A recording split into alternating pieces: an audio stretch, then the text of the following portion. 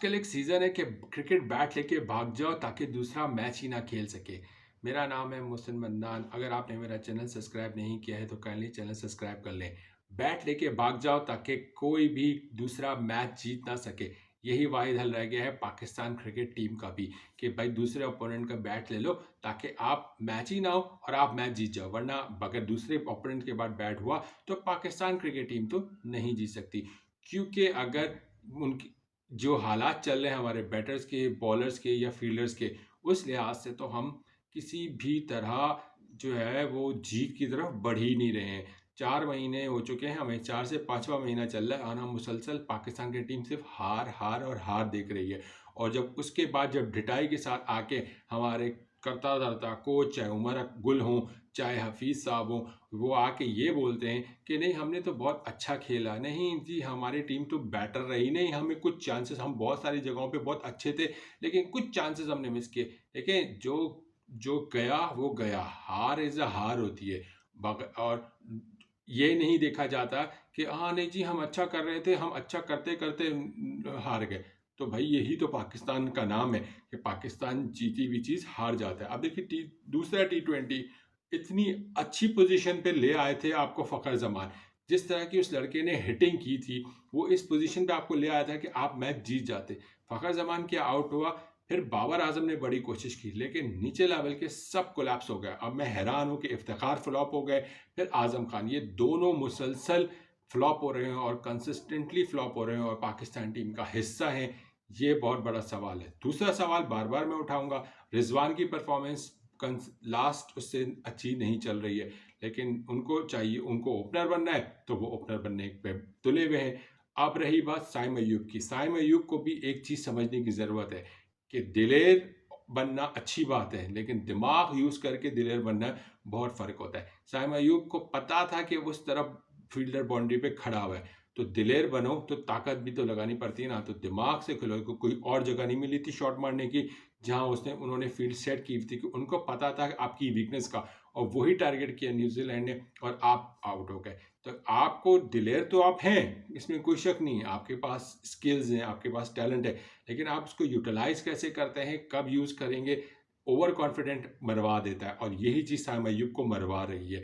साइम अय्यूब को समझने की ज़रूरत है। पहले शुरू में फ़खर ज़मान को टेंशन आ रही थी, फ़खर जब टीम से बाहर हुए तो फ़खर को अंदाज़ा हुआ कि ओवर कॉन्फिडेंस नहीं होना। और अब देखें फ़खर ज़मान को, वो उनके बैट से जो स्ट्रोक्स आते हैं और जो लंबी-लंबी वो छक्के मार रहे हैं, यही चीज़ अब साइम अय्यूब को भी समझने की ज़रूरत है। दूसरा रहे में हमारा किंग बाबर, वो तो परफॉर्मेंस दे रहा है, उसने तो अच्छे-अच्छों की नींदें हराम कर दी। वो तो समझ बैठे थे कि जनाब बाबर आजम तो गया, बाबर आजम तो वर्ल्ड कप में भी नहीं होगा, लेकिन बाबर आजम ने तो जो 2 इनिंग खेली है ना, तो अब बाबर आजम को किसी का अच्छा भी ना वर्ल्ड कप स्क्वाड से बाहर नहीं कर सकता। तो अब हफीज़ साहब पर है कि तीसरे 3 T20 है उसमें किसको, अब मैं तो क्या तीसरे T20 में कि हफीज़ बाबर आजम को रेस्ट कराएंगे। बड़ी बात है, ऑस्ट्रेलिया में उन्होंने कही थी कि हम बाबर को पूरे मैचेस नहीं खिलाएंगे। अब किसको रेस्ट कराएंगे, क्योंकि आजम से परफॉर्मेंस नहीं हो रही, इफ्तिखार से परफॉर्मेंस नहीं हो रही, रिजवान से परफॉर्मेंस नहीं हो रही, तो आप किसको बैठाओगे? क्या बाबर आजम को बैठाओगे? जो सबसे ज़्यादा परफॉर्मेंस दे रहा है उसको तो बैठा नहीं सकते। बैटिंग ऑर्डर पे तवज्जो दीजिए, बैटिंग ऑर्डर खुदा के वास्ते रिजवान को चौथे नंबर पे लाइए और फ़खर ज़मान को दूसरे नंबर पे लाइए। मैच पहले ही 16वें ओवर तक ख़त्म कर देगा ये कॉम्बिनेशन आप बनाएंगे। साइम अय्यूब, फ़खर ज़मान, बाबर आजम, मोहम्मद रिजवान, फिर आप इफ्तिखार को लाएं या जिसको लाएं, ये आपने अगर बैटिंग ऑर्डर बनाया तो ही पाकिस्तान टीम 16, 17, 18 ओवर में रन चेस कर लेगी। या फिर बड़ा, अगर आप टॉस जीत के बैटिंग कर रहे हैं तो बड़ा रन करने में कामयाब हो जाएगी। अदरवाइज ये जो हरकत है ना, इससे कुछ नहीं हो रहा, सिर्फ आप फ़खर ज़मान को ज़ाया कर रहे हैं। फ़खर ज़मान ने चौथे नंबर पे भी साबित किया कि यार मैं मुल्क के लिए खेलता हूँ, मैं सेल्फिश इनिंग नहीं खेलता। ये अप्रोच जो फ़खर ज़मान की है ना, ये मुझे बहुत अच्छी लगती है कि वो बंदा कहता है यार मुझे किसी नंबर पे भी खिला दो, या मैं जब भी खेलूँगा ना मैं अकॉर्डिंग टू द सिचुएशन खेलूँगा। मुझे एक परवाह नहीं है कि मैं अगले मैच में हूँ, नहीं हूँ, मुझे स्कोर करना है, मुझे हिटिंग करनी है, मुझे एग्रेशन दिखाना है, मुझे एग्रेसिव अंदाज में खेलना है।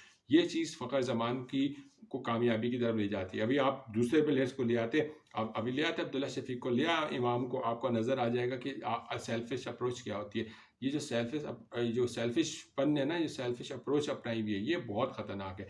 अप्रोच ठीक करनी होगी, इंटेंट सही नहीं होगा तो आप कभी कामयाब नहीं होंगे। कोशिश अच्छी करें तो ही कामयाब मिलेगी। अब मेरे समझ नहीं आ रहा है कि क्या आज़म खान तैयार हैं इंटरनेशनल क्रिकेट के लिए, पाकिस्तान के लिए कि नहीं? हाँ, वो लीग्स के लिए बड़े अच्छे हैं। अब आप बताएँ 17 मैचेस मेरे ख़्याल से उनके मैंने देखे थे और उनका एवरेज कोई 3 या 4 रन्स का आ रहा है। अब आप सोचें पाकिस्तान के लिए 4 रन का एवरेज आज़म खान का हो और वो पाकिस्तान टीम में बार-बार उसको मौका मिला, अभी दूसरी बार मौका मिल गया, तो वो बनता नहीं था। इफ्तिखार चाचू, बुरा लग रहा है उनको कि उनको बाउंड्री पे खड़े होकर लोग बड़ी-बड़ी बातें कर रहे हैं।